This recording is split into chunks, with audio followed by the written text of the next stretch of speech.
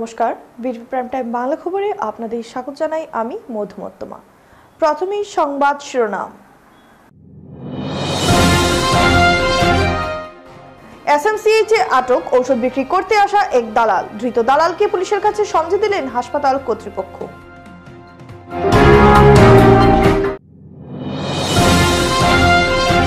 এক দেশ এক নির্বাচন বিষয়ক আলোচনা সভা শিলচরে অনুষ্ঠিত। সম্মিলিত স্বেচ্ছাসেবী সংস্থার যৌথ মঞ্চ উদ্যোগে অনুষ্ঠিত হলো এই সভা।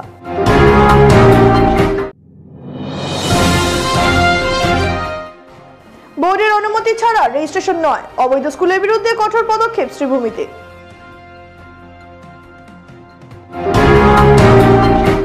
এবারে যাচ্ছি বিস্তারিত খবরে। শিলচর মেডিকেল কলেজ হাসপাতালে আটক ওষুধ বিক্রি করতে আসা এক দালাল। ডায়ালিসিসের কাজে ব্যবহৃত কিছু সামগ্রী একজন রোগীর কাছে বিক্রি করতে গিয়ে শনিবার হাতে নাতে ধরা পড়ে এই দালাল। মেডিকেলের তৃতীয় তলায় মেডিসিন বিভাগে গোপনে অভিযান চালিয়ে ইয়াদাম তাঁতি নামের এই কুখ্যাত দালালকে হাতে নাতে আটক করলেন শিলচর মেডিকেল কলেজ হাসপাতালের উপ অধ্যক্ষ ডাক্তার ঋতুরাজ ঠাকুরিয়া।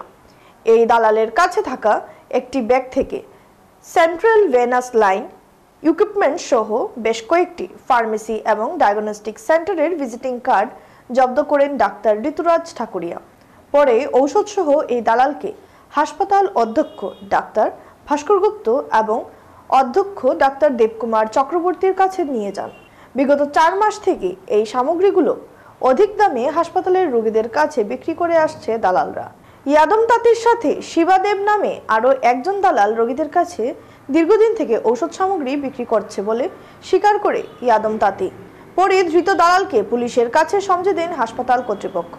এই বিষয়ে ঘুঙ্গুর আউটপোস্টে একটি মামলা দায়ের করেছেন অধ্যক্ষ ডাক্তার দেবকুমার চক্রবর্তী। এদিকে শিলচর মেডিকেল কলেজ হাসপাতালকে দালাল মুক্ত করার জন্য অভিযান অব্যাহত থাকবে বলে জানান অধ্যক্ষ ডাক্তার ভাস্কর গুপ্ত। আজকে সকালে আমি রাউন্ডের পরে আমি যখন অফিসে বসেছিলাম তখন ডায়ালিসিসের একজন টেকনিশিয়ান আসে আমাকে বলে যে এরকম একজন মানুষ রেগুলার এখানে আসে কিনে পেশেন্টকে ডায়ালিসিসের অনেকগুলো জিনিস ম্যাক্সিমাম জিনিসগুলো আমাদের সব হসপিটাল থেকে দেওয়া হয়, যেগুলো আমাদের স্কিমে থাকে, আর যেগুলো থাকে না এগুলো আমাদের হসপিটাল আমাদের যেটা অমৃত ফার্মাসি থেকে ওখান থেকে আমরা পেশেন্টে পারচেস করে। তো শুনলাম কি এই মানুষজনে রেগুলার এই জিনিসগুলো এখানে নিয়ে ব্যবসায় করে। তারপরে আমাকে মানুষজন যখন বলল কি আজকেও মানুষজন ঘোরাঘুরি করে, আমি ইমিডিয়েটলি মানুষজনকে যাই দেখি উনার ব্যাগ একটা নিয়ে উনি একজন পেশেন্টের সঙ্গে খুব আলাপ করতেছিল। তখন ব্যাগে খুলে দেখি উনার কাছে প্রচুর পরিমাণে ডায়ালিসিস ক্যাথেটার, গাইড ওয়ার আর ইন্ট্রোডিউসার নিডেল এগুলো ওনার কাছে ছিল। সঙ্গে সঙ্গে আমি ওনাকে ধরে নিয়ে আসলাম আর আমাদের প্রিন্সিপাল আর সুপারিনটেন্ডেন্ট স্যারকে আমি এই বিষয়টার বিষয়ে জানাইলাম। এরকম অনেক সময় শুনি কিন্তু পেশেন্টের কমপ্লেন না পেলে এগুলো ধরা মুশকিল। আমরা সবসময় একটা রাউন্ড দিই আর পেশেন্টকেও সবসময় অবগত করে রাখি যে আপনারা এইরকম যদি কোনো পেশেন্টের পার্সনে অ্যাপ্রোচ করে ডেফিনেটলি আপনারা আমাদেরকে জানাবেন। কিন্তু আজকে যাই আমরা টিপ অফ পাইলাম সঙ্গে সঙ্গে আমরা এটার উপরে অ্যাকশন নিলাম।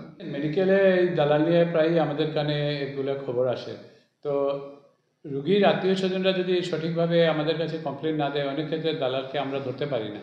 তো আজকে একটা সুনির্দিষ্ট একটা খবর আমরা পেয়েছিলাম যে এরকম ঘোরাঘুরি করছে, প্লাস ডায়ালিসিস ইউনিটের ভিতরে ঢুকে গেছে। তো খবর পেয়ে আমাদের ডেপুটি সুপারিনটেন্ডেন্ট আছেন ডক্টর ঋতুরাজ ঠাকুরিয়া, উনি গেলেন, গিয়ে ওনাকে মানে একজন সন্দেহজনক ব্যক্তি যিনি অনেকগুলো ক্যাথেটার যেটা আমাদের ডায়ালিসিসে ইউজ হয় ওইটা নিয়ে পেশেন্ট পার্টির সাথে ডিলিং করছিল, তো ওনাকে হাতে নাতে ধরা হলো।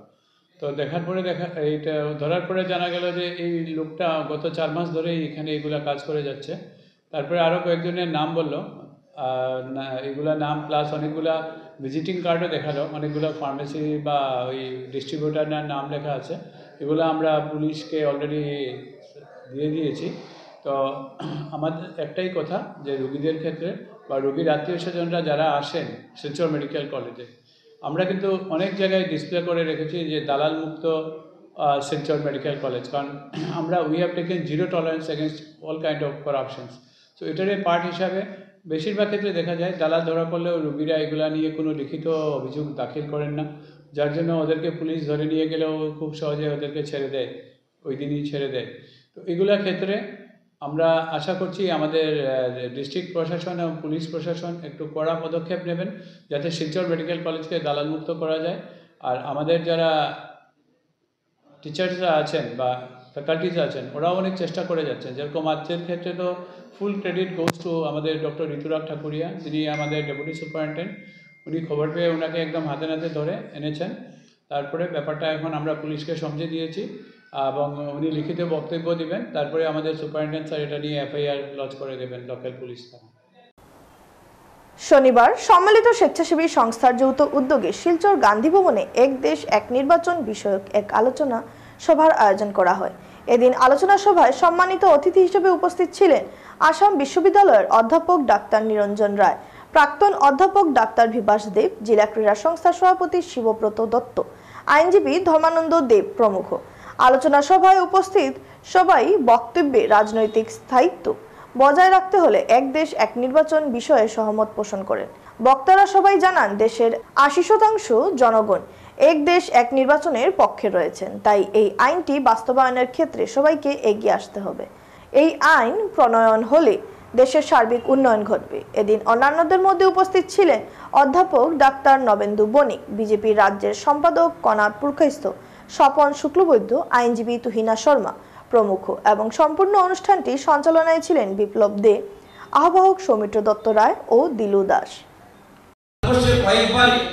প্রত্যেকটা রাজ্যে বিভিন্ন সময় ইলেকশন হয় এবং আমরা যদি কখনো বিভিন্ন কাজে যাই তখন সেখানে ইলেকশনের কারণে আমরা বিভিন্ন রকমের অসুবিধা ভোগ করি।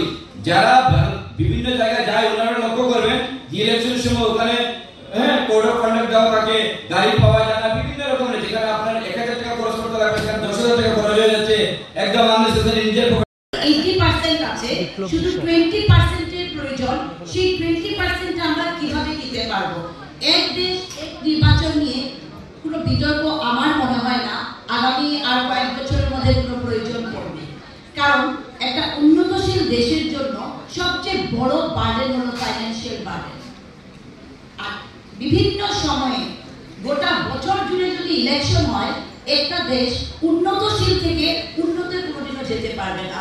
এবং ভারতবর্ষের প্রতিটি মানুষ এখন বুঝে গেছে যে গোটা বছর জুড়ে ইলেকশনে পার্টিসিপেট করা সেটা সম্ভব নয়। সেটা গভর্নমেন্ট মেশিনারি বলেন, মানুষের ইলেকশনের প্রতি ইন্টারেস্ট বলেন, সব কিন্তু আস্তে আস্তে কমে যাচ্ছে। আর যেটা যেগুলো আলোচনার আরেকটা সাইড, যেটা যে যদি এরকম বিল আসে তাহলে কি খারাপ কি হতে পারে। শিক্ষার নামে অবৈধ বেসরকারি স্কুলের এবার লাগাম টানতে কঠোর পদক্ষেপ নিল শ্রীভূমি জেলা শিক্ষা বিভাগ। দীর্ঘদিন ধরে জেলায় অনুমোদনহীন স্কুল গজিয়ে ওঠার প্রবণতা নিয়ে শিক্ষা অনুরাগী মহলে চলছিল আলোচনা ও উদ্বেগ। এ নিয়ে নানা সময় সংবাদ মাধ্যমে খবর প্রকাশিত হলেও কার্যকর কোনো পদক্ষেপ দেখা যায়নি। অবশেষে সেই নৈরাজ্যের লাগাম টানতে জেলা স্কুল পরিদর্শক নীলমজ্যোতি দাস এক কড়া নির্দেশ জারি করেছেন। শ্রীভূমি জেলায় ব্যাঙের ছাতার মতো গজিয়ে ওঠা অবৈধ বেসরকারি স্কুলগুলোর বিরুদ্ধে এবার কড়া অবস্থান নিলেন জেলা স্কুল পরিদর্শক নীলমজ্যোতি দাস। এ মর্মে তিনি নিজের দফতর থেকে স্বাক্ষরিত এক নির্দেশনায় স্পষ্ট জানিয়ে দিয়েছেন বোর্ডের অনুমোদন ছাড়া কোনো অবস্থাতেই নবম ও একাদশ শ্রেণীর রেজিস্ট্রেশন করা যাবে না। ওই নির্দেশনায় বলা হয়েছে director of secondary school education এবং আসাম স্টেট স্কুল এডুকেশন ডিপার্টমেন্টের অনুমোদন ব্যতীত কোনো বেসরকারি বা ভেঞ্চার স্কুল তাদের শিক্ষার্থীদের রেজিস্ট্রেশন করাতে পারবে না। এমনকি যদি কোনো অবৈধ স্কুলের ইউডাইস কোড থেকে থাকে তাও বাতিল করা হবে। শুধু তাই নয়, সরকারি প্রাদেশিকৃত অনুমোদিত কোনো স্কুলই তাদের কোড নম্বর ব্যবহার করে অবৈধ স্কুলের ছাত্রছাত্রীদের রেজিস্ট্রেশনে সহায়তা করতে পারবে না। প্রসঙ্গত, সম্প্রতি শ্রীভূমি জেলায় অবৈধ স্কুল খোলার প্রবণতা উদ্বেগজনক হারে বৃদ্ধি পেয়েছে। বিষয়টি নিয়ে শিক্ষানুরাগী মহলে তীব্র প্রতিক্রিয়া তৈরি হয়। বিভিন্ন সংবাদ মাধ্যমেও এ নিয়ে একাধিক প্রতিবেদন প্রকাশিত হয়েছে।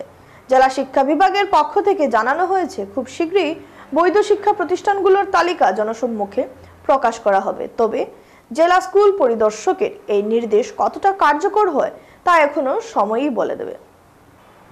এবারে খবর নিচ্ছি সামান্য বিরতি, সঙ্গে থাকুন।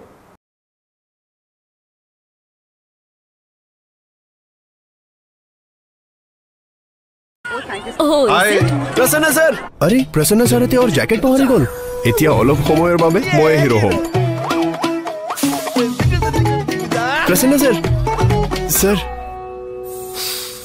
এতিয়াও ফ্ৰেছ হৈ আছে थैंक यू কমফৰ্টক থেংক ইউ কও কমফৰ্টে দিয়ে আপোনাক দিনটো ধৰি ফ্ৰেছনেছ হে আপোনাৰ শুনক কামত লগাওক আজিয়ে কল কৰক 1-800-313-1212 ল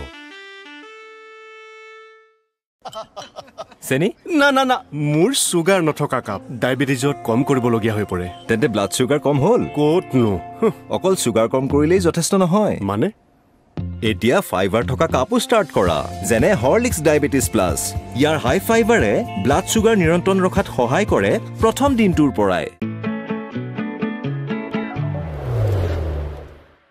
গুড সেভ আপোনাৰ সেভিং তো মোৰ সেভিং অটকৈ বঢ়িয়া হৰলিক্সত বছক 35 টকা আচাৰ কিনিবলৈ কোনো অহাই নাই আইডিয়া 10 টকাৰ বাইক ট্ৰাই কৰোৱাই চাও ট্ৰাই কৰক মাত্ৰ 10 টকাত দগ কোনো কথা নাই 10 টকাৰ সাৰ্ফ এক্সেলেৰে এই জেডিডাক গুচি যাব জলি গল নহয় কোনো কথা নাই 10 টকীয়া বেম্বাৰ এতিয়া হৈ পৰিল আৰু বেছি ডাঙৰ বাৰ এতিয়া মাত্ৰ 10 টকাত মধুৰ ফাইনেন্সে আগবঢ়াইছে গোল্ড লোন মেলা গোল্ড লোন লৈ আৰু কাষ্টমাৰ ৰেফাৰ কৰি পাও সোণোৱালী সুযোগ লাখ টকাৰ গিফ্ট ভাউচাৰ জিকাৰ লগতে আৰু আপুনি জিকক 24 কেৰেট হাতী সোণ গোল্ড লোন ল'বলৈ আজি মধুৰ ফাইনেন্সৰ ব্ৰাঞ্চলৈ আহক বা নহ'লে কল কৰক 1-800-313-1212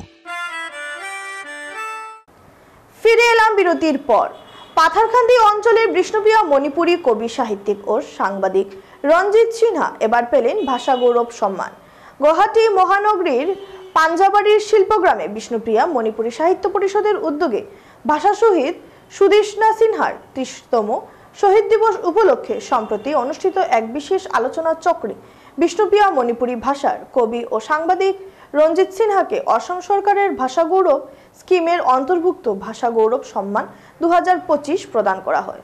অনুষ্ঠানে কবি রঞ্জিত সিংহের হাতে সম্মাননা প্রদান করেন অসম সাহিত্য সভার প্রাক্তন উপসভাপতি তথা অবসরপ্রাপ্ত প্রশাসনিক আধিকারিক কনকচন্দ্র শর্মা, রাবা হাসান, স্থায়িত্বশাসিত পরিষদের প্রাক্তন মুখ্য কার্যবাহী সদস্য তথা লোক সংস্কৃতির গবেষক ডাক্তার শরৎচন্দ্র রাভা এবং বাংলা সাহিত্য সভার সাধারণ সম্পাদক তথা কটন মহাবিদ্যালয়ের বাংলা বিভাগের অধ্যাপক ডাক্তার প্রশান্ত চক্রবর্তী। উল্লেখ্য কবি রঞ্জিত সিনহাকে 2023 সালে বিষ্ণুপ্রিয়া মণিপুরী ভাষা এবং সাহিত্য বিশেষ অবদান রাখার জন্য ত্রিপুরা সরকারের সংখ্যালঘু ভাষা উন্নয়ন অধিদপ্তর ও ত্রিপুরার কমলপুরে এক বিশেষ অনুষ্ঠানে সম্মান স্মারক প্রদান করেন। রঞ্জিত সিংহর প্রথম কাব্যগ্রন্থ মোর ইমার ঠার মোর প্রেমর কবিতা প্রকাশিত হয়েছিল 1994 সালে। কবি সিনহার প্রথম কাব্যগ্রন্থ বিষ্ণুপ্রিয়া মণিপুরী সাহিত্য জগতে আলোড়ন সৃষ্টি করে। রঞ্জিত সিনহা বিষ্ণুপ্রিয়া মণিপুরী ভাষায় প্রথম হাইকু কবিতা রচনা করে বিষ্ণুপ্রিয়া মণিপুরী সাহিত্য ভাণ্ডার সমৃদ্ধি করেন। তিনি বিভিন্ন আঙ্গিকে বিষ্ণুপ্রিয়া মণিপুরী ভাষায় সনেট রচনা করেছেন। সনেট রচনার প্রচলিত গঠনশৈলীর বাইরেও সনেট রচনা করা সম্ভব তা কবি রঞ্জিত সিং তার নতুন দিগন্ত প্রকাশনী থেকে প্রকাশিত তোরে বিশেরিয়া আগিহি মাইমল সনেট কাব্যগ্রন্থে দেখিয়েছেন। রঞ্জিত সিনহার এই সম্মানে পাথারকান্দি তথা সমগ্র পাথারকান্দি অঞ্চলের বিষ্ণুপ্রিয়া মণিপুরী সমাজ গৌরববোধ করছেন। কবি রঞ্জিত সিনহা প্রাপ্ত পুরস্কার পাথারকান্দি অঞ্চলের বিষ্ণুপ্রিয়া মণিপুরী জনগণের নামে উৎসর্গ করেছেন। তিনি আসাম সরকারের স্বীকৃতিপ্রাপ্ত এই সম্মানের জন্য বিষ্ণুপ্রিয়া মণিপুরী সাহিত্য পরিষদ, অসম সরকার ও তার পাঠকবৃন্দকে ধন্যবাদ জানিয়েছেন। কবি রঞ্জিত সিনহার জন্ম পাথারকান্দি অঞ্চলে দক্ষিণ বিলবাড়ি গ্রামের। তিনি অরুণাচল প্রদেশের অরুণাচল টাইমস নামের ইংরেজি দৈনিক পত্রিকায় অ্যাসোসিয়েট এডিটর হিসেবে কাজ করছেন। উদ্যোগ সংস্থার উদ্যোগে Krishnaprasad Roy memorial district chess selection tournament শুরু হলো আজ, সমাপন হবে আগামীকাল অর্থাৎ রবিবার। টুর্নামেন্টটি অনুষ্ঠিত হচ্ছে শিলচরের হাইলাকান্দি রোডে অবস্থিত এক অভিজাত্য বিবাহ ভবনে। স্বর্গীয় কৃষ্ণপ্রসাদ রায় হলেন বর্তমানে আসামের মন্ত্রী কৌশিক রায়ের পিতৃদেব। উনার স্মৃতি রক্ষার্থে গত বছর থেকে শুরু হয়েছিল উদ্যোগ নামে সামাজিক ও সাংস্কৃতিক সংস্থার উদ্যোগে দাবা প্রতিযোগিতা। পরিচালনায় ছিল কাছাড় জেলা দাবা সংস্থা। এবছরও শনিবার অর্থাৎ 22শে মার্চ এবং রবিবার 23শে মার্চ অনুষ্ঠিত হচ্ছে দাবা প্রতিযোগিতাটি। প্রতিযোগিতায় ওপেন বিভাগে প্রথম পুরস্কারে থাকছে 20,000 টাকা, দ্বিতীয় পুরস্কার 13,000 টাকা, তৃতীয় পুরস্কারে 8,000 টাকা, চতুর্থ পুরস্কারে 5,000 টাকা ও পঞ্চম পুরস্কারে 4,000 টাকা। এছাড়াও বয়সভিত্তিক ক্যাটাগরি ওয়াইজেও বয়েজ ও girls under 7, under 9, under 11, under 13, under 15, under 17, under 19 প্রতি ক্যাটাগরিতে প্রথম 4 জনকে দেওয়া হবে ট্রফি, জার্সি ও সার্টিফিকেট। এই টুর্নামেন্টটি হচ্ছে state selection level tournament. Switch সিস্টেমের র্যাপিড ফরম্যাটে হচ্ছে টুর্নামেন্টটি। মোট 142 জন দাবা খেলোয়াড় এতে অংশগ্রহণ করেন। মোট 8 রাউন্ডে খেলা হচ্ছে। প্রতিযোগিতার বিষয়ে বিশদ বিবরণ তুলে ধরতে উপস্থিত ছিলেন উদ্যোগ সংস্থার সভাপতি গোপাল রায়, সহসভাপতি অরুণ কুমার পাল, সম্পাদক মলয় রায়, সদস্য অমল ঋষি এবং চিফ আরবিটার ও কাছাড় জেলা দাবা সংস্থার জয়েন্ট সেক্রেটারি অনুপ কুমার রায়, সভাপতি দিব্যেন্দু দাস, সহসভাপতি নির্মল চক্রবর্তী ও রাজদীপ দাস। শনিবারে হয়েছে 4টি রাউন্ড ও রবিবারে হবে 4টি রাউন্ড। এটা উদ্যোগ সামাজিক সংস্থা স্বর্গীয় কৃষ্ণপ্রসাদ রায় কাছাড় ভিত্তিক দাবা প্রতিযোগিতার দ্বিতীয় সংকলন। এবার আমরা গত বছর 2024 ইংরেজিতে এই প্রতিযোগিতা আয়োজন করেছিলাম এবং ভালো সাড়া পেয়েছিলাম। আর এবার আমরা এটা আয়োজন করেছি। গত বছর যে আয়োজন করেছিলাম এটা আমরা একটা স্কুলের ক্যাম্পাসে করেছিলাম। আমরা দেখেছি যে স্কুলের ফ্যান থাকলেও ছাত্রছাত্রীদের অনেক কষ্ট হয় এই প্রতিযোগিতা, যেহেতু এটা ব্রেনের খেলা, অনেক সময় বসে থাকতে হয়, এক জায়গাতে বসে থাকতে হয় ছাত্রদের। এই জন্য আমরা এবার একটা প্রাইভেট জায়গাতে আমরা এখানে করছি, এখানে যাতে যারা খেলোয়াড়রা আছে যাতে সুন্দর মন স্থির রাখতে পারে, যাতে কোনো ধরনের কোনো অসুবিধা হয় না। এই জন্য আমরা আর প্রথম কথা করে নিশ্চিত জায়গাতে যেহেতু কোনো খেলার মাঠ নেই, এই জন্য আমরা এই ইনডোর গেমের আয়োজন করি। আগেও করেছি প্রতিযোগিতায়, কিন্তু শুধু কৃষ্ণপ্রসাদ রায়ের নামে এই যে প্রতিযোগিতা, এটা আমরা দ্বিতীয় সংকলন। আর আমরা এতে কিছু আর্থিক ক্যাশ প্রাইজও দিচ্ছি। প্রথম পুরস্কার আমরা 30,000 টাকা 20,000 টাকা দেবো, দ্বিতীয় পুরস্কার 13,000, তৃতীয় 8,000, 5,000, 4,000 করে আমরা। এবং শুধু প্রতিযোগিতা না, ব্যাটার্ন প্লেয়ার আছেন যারা সিনিয়র প্লেয়ার, তাদের উৎসাহ দেওয়ার জন্য আমরা একটা ওদের বেস্ট যারা আসবেন ওনাকে পুরস্কৃত করবো। মহিলারা যাতে আরও বেশি করে প্রতিযোগিতায় অংশগ্রহণ করে তাদের মধ্যে যে বেস্ট হবে ওনাদেরকে আলাদাভাবে পুরস্কৃত করবো। শেষ করার আগে সংবাদ শিরোনাম আরো একবার। এসএমসিএইচে আটক ঔষধ বিক্রি করতে আসা এক দালাল। ধৃত দালালকে পুলিশের কাছে সমঝে দিলেন হাসপাতাল কর্তৃপক্ষ।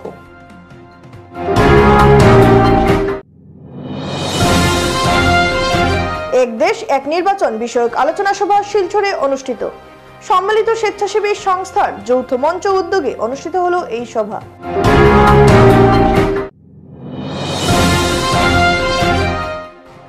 বোর্ডের অনুমতি ছাড়া রেজিস্ট্রেশন নয়, অবৈধ স্কুলের বিরুদ্ধে কঠোর পদক্ষেপ শ্রীভূমিতে।